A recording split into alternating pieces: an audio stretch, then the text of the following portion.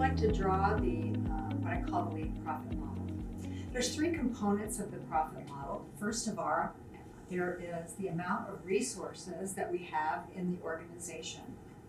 Usually these resources are put in place based on management decisions such as, should we buy this building? Should we hire these people? Should we provide training?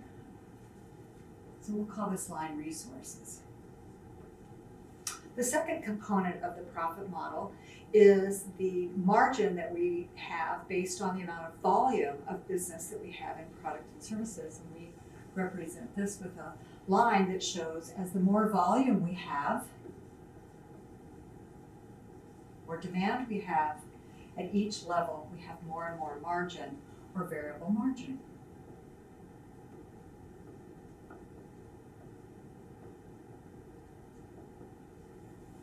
The third component of the profit model is the amount of assets, what we call invested capital, that we have in the business.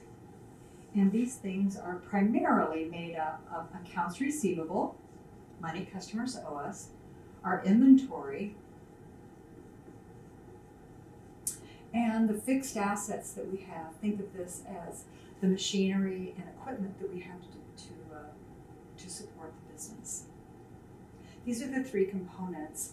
The point at which, the volume at which our resources and our margin exactly match is what's called break even from a profitability perspective. Now, using the profit model, we can tell a simple story about 5 different areas that we can impact the financial outcomes of the business. One is actual reduction of resources.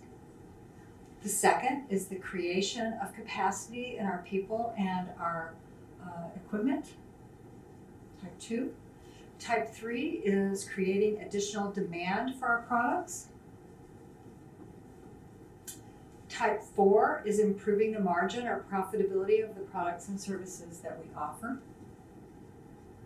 And type 5 is improving the amount of assets required to support the business. Think of these 5 as the key impact areas as shown in dollars.